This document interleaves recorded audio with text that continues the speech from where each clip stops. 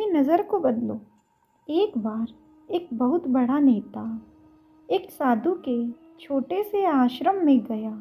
वह साधु के बारे में बहुत सुना था, तो उसके मन में आया कि मैं एक बार जा कर के देखता हूँ कि लोग उसकी इतनी तारीफ क्यों करते हैं। जब वह उस आश्रम में गया तो वहाँ पर एक छोटा सा कमरा था, जहाँ पर एक कालीन बिछा हुआ था। वहाँ पर कुछ लोग नीचे बैठे हुए थे और साधु जी सामने बैठे हुए थे। कुछ सवाल जवाब चल रहा था। वह नेता उस आश्रम में आया और उस नेता के साथ में 4 बॉडीगार्ड भी थे और उसकी यह आदत थी कि जहाँ पर भी वह जाता था, लोग अपनी जगह से खड़े हो जाते थे और उसकी तरफ देखते थे, हाथ जोड़ते थे और सर झुकाते थे। लेकिन यहाँ पर ऐसा कुछ भी नहीं हुआ। साधु व्यस्त होने के कारण उसकी तरफ देखा तक नहीं। तभी नेता को लगा कि यह मेरी बेइज्जती है और वह इस बात से गुस्सा हो गया। नेता ने थोड़ा गुस्से से साधु की बात को बीच में काटते हुए कहा कि मैं आपसे कुछ कहना चाहता हूँ।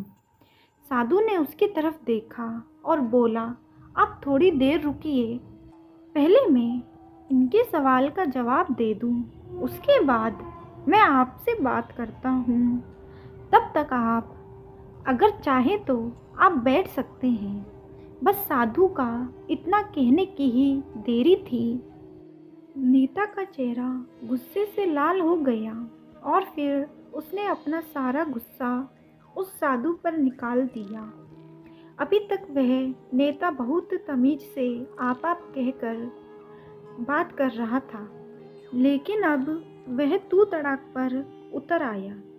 नेता ने उस साधु को कहा, तुझे पता भी है मैं कौन हूँ और तू किससे बात कर रहा है? साधु ने उसकी तरफ देखा और कहा, मुझे इससे कोई फ़र्क नहीं पड़ता है कि आप कौन हैं, लेकिन आप जो कोई भी हैं, अगर आप चाहते हैं कि मैं आपके सवाल का जवाब दूं या आपसे बात करूं, तो आपको कुछ देर रुकना होगा।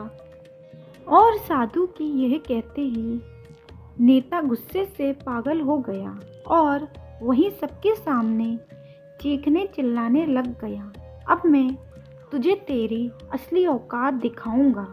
तूने मुझसे पंगा लेकर के ठीक नहीं किया।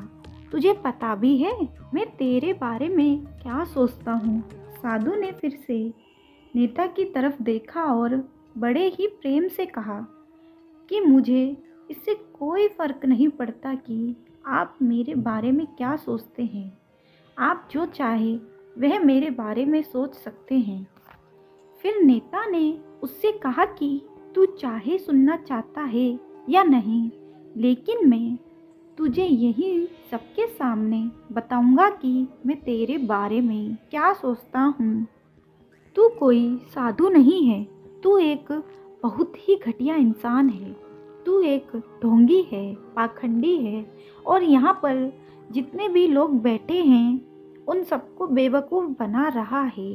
तेरा बस एक ही मकसद है, इन लोगों की जेब में जितना भी पैसा है वह सब तेरे पास में आ जाए। तू अपने फ़ायदे के लिए इन लोगों का इस्तेमाल कर रहा है और अब मैं तुझे नहीं छोड़ने वाला हूँ।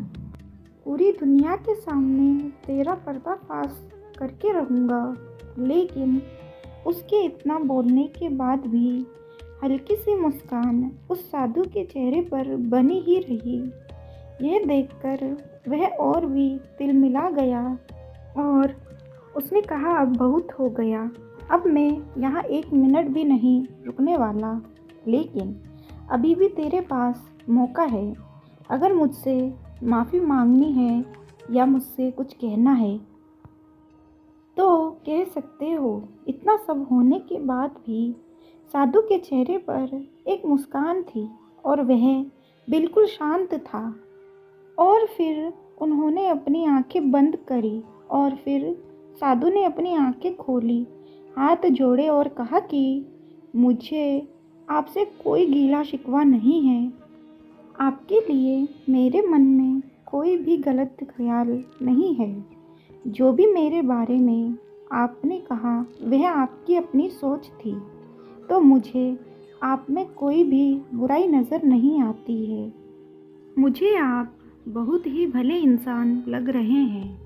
और साधु के इतना कहते ही नेताजी का दिमाग 7वें आसमान पर पहुंच गया।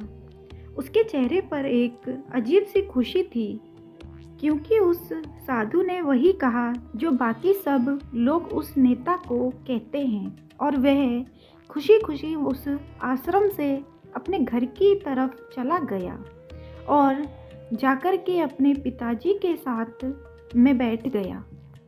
उनके पिताजी ध्यान में थे। उन्होंने पूरी ज़िंदगी सिर्फ लोगों की सेवा करी और बदले में कुछ भी उम्मीद नहीं किया। तो थोड़ी देर बाद जब उन्होंने अपनी आंखें खोली और देखा अपने बेटे को अपने साथ बैठे हुए, तो उनके बेटे के चेहरे पर आज एक अजीब सी खुशी थी, जो आज से पहले उन्होंने कभी नहीं देखी थी। फिर उसने एक एक करके सब कुछ बताया कि आज क्या हुआ, किस तरह से वह आश्रम गया और वहाँ पर क्या हुआ, उसने क्या कहा और साधु जी ने क्या कहा। जब उसके पिताजी ने पूरी बात सुनी तो थोड़ा सा मुस्कुराया और अपने बेटे को देख करके बोला कि उन्होंने तुम्हारी तारीफ नहीं करी, क्योंकि उन्होंने वह नहीं कहा कि जो तुम हो, उन्होंने वह कहा कि जो वह खुद हैं। और तुमने जो भी कुछ उनको कहा वह नहीं कहा कि जो वह हैं, बल्कि तुमने वह कहा जो तुम खुद हो।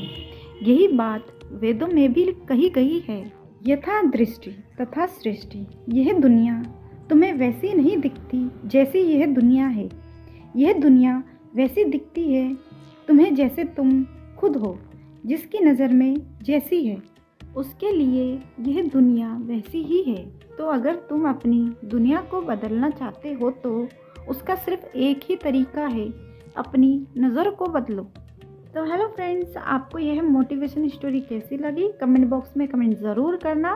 वीडियो को लाइक करें और ऐसे ही मोटिवेशन स्टोरी के लिए हमारे चैनल को सब्सक्राइब करें। मिलते हैं नेक्स्ट वीडियो में, तब तक के लिए बाय बाय।